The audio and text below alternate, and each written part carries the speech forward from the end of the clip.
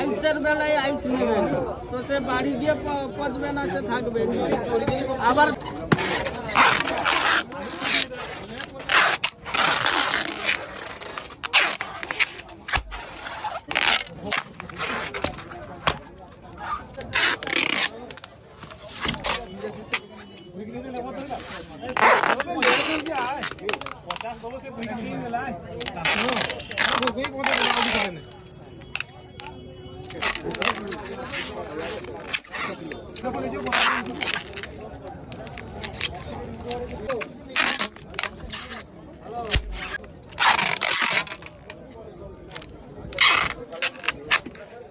তো গাইস তোমরা দেখতে পারলে মাছ কিনলাম, প্যাকিং করলাম, এখন মাছ যাবে পুরো বাড়িতে কলকাতায়। আমি পুরো কিনলাম মাছটা বাবা আর মায়ের জন্য। তার একটাই কারণ, তারা খুব মাছ প্রিয়, তারা খুব মাছ খেতে ভালোবাসে। তো গাইস দেখা যাক মেইল ভাই কি হয় বাড়ি গিয়ে আনবক্সিং করার পরে, ঠিক আছে।